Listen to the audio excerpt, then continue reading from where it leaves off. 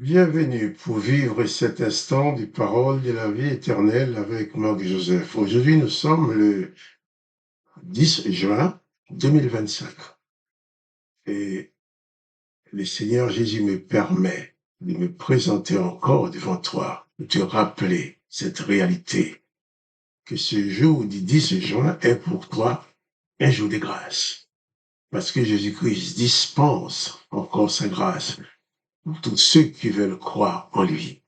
Toi, tu as Jésus-Christ dans ta vie. Si tu détiens dans ta vie la présence de Jésus-Christ, chaque instant est pour toi un instant de grâce. Il ne faut pas l'oublier. À chaque instant de ta vie, tu as droit, tu as accès à la grâce de Dieu manifestée en Jésus-Christ. Quand Jésus-Christ dit, je suis avec toi tous les jours jusqu'à la fin du monde. Toi et moi, nous vivons dans un monde qui est dans un monde de malédiction, sur un sol qui a été maudit par l'Éternel désormais. C'est ce qui cause toutes les misères qui existent. C'est cette malédiction de l'Éternel qui a introduit dans l'humanité toutes ces misères. Il a bien dit à Adam, bien, même les sols produira des ronces et des épines. C'est dans la souffrance que tu arriveras à travailler la terre pour pour manger ton pain. Et ces malédictions sont là. Tous ceux qui vivent sur ces sols peuvent tout faire, mais personne ne peut vivre sur la terre sans avoir des problèmes, sans avoir affronté chaque jour des difficultés. On n'a pas fini de régler un problème. C'est un autre qui montre son nez et qui fait toute ta vie, tu es à la recherche des solutions. Mais il y a un problème pour lequel il n'y avait aucune solution avant la venue de Jésus-Christ. C'est le problème du pardon des péchés. C'est le problème de la vie éternelle. Pourquoi? Parce qu'en même temps que l'Éternel des armées a prononcé sa pleine malédiction sur le sol que nous vivons, il a également dit à l'homme, eh bien, tu mourras et ta chair finira dans la poussière. Non seulement tu vas mourir, mais cette terre maudite va te consommer.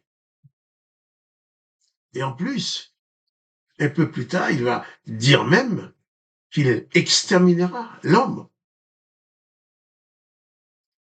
Mais bien sûr, il n'a pas oublié de dire aussi, de proclamer qu'il allait, lui et ses collègues allaient empêcher l'être humain de vivre éternellement. Empêchons-les, dit-il, de vivre éternellement.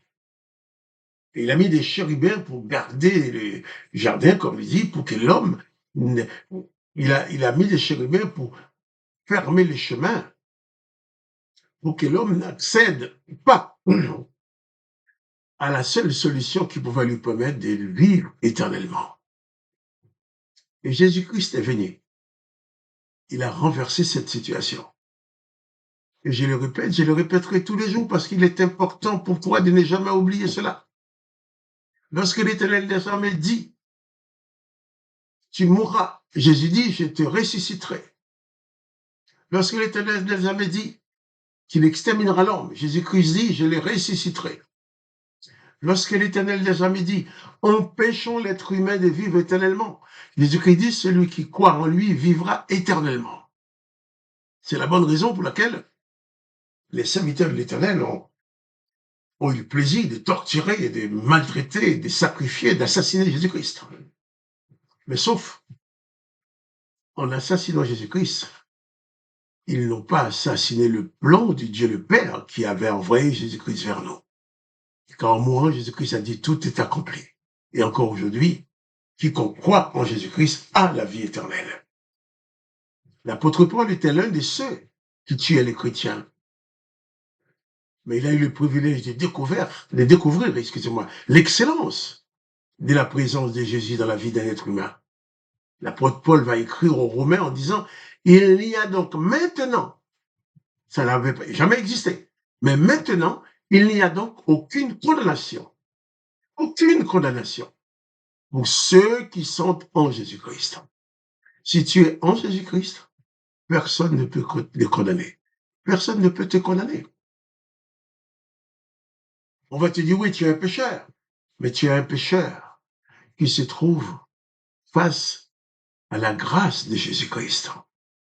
Tu fais chaque jour, Jésus-Christ est prédisposé à te faire grâce. C'est pas pour autant que tu dois continuer à pécher, à faire du mal. Non.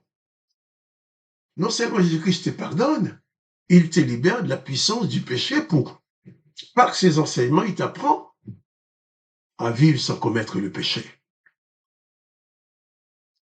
Et autre chose importante que nous allons lire dans ce texte, l'Éternel des armées, dans son comportement de vouloir punir absolument toute l'humanité à cause de ces soi-disant désobéissances d'Adam.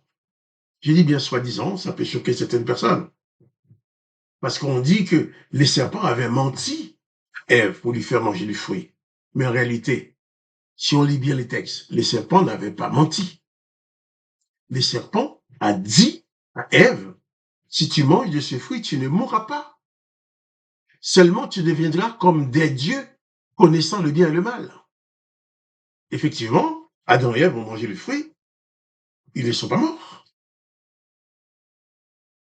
Oh, pour redresser leur doctrine, les gens vont dire, oui, une fois qu'il a mangé le fruit, il est mort spirituellement. Non. Une fois qu'ils ont mangé le fruit, ils ne sont pas morts. C'est l'Éternel qui est venu prononcer la mort.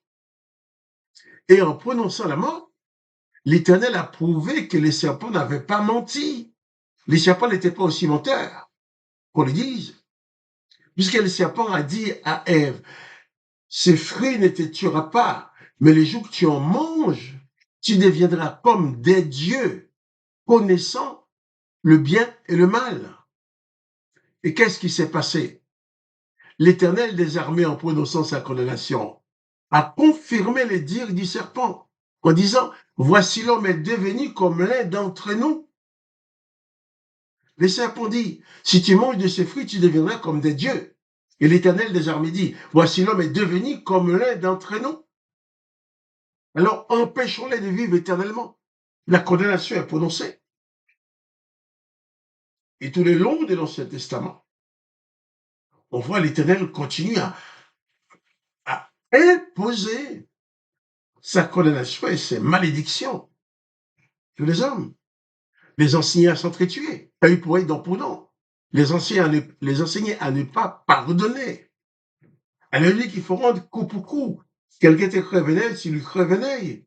L'Éternel leur dit même par la bouche de Moïse, tu feras à l'autre exactement la même blessure.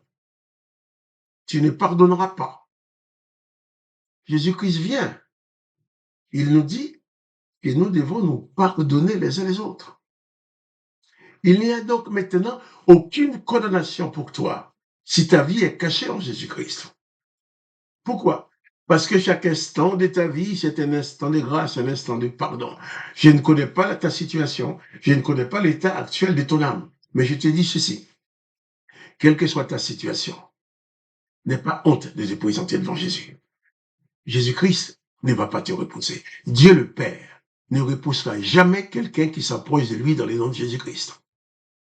Quel que soit ton état, quelle que soit ta faute, quel que soit l'état de ta santé, approche-toi du Dieu le Père dans les noms de Jésus-Christ.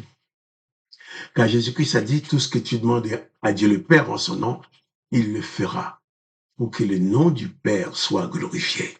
Alors, plus de panique, plus de peur.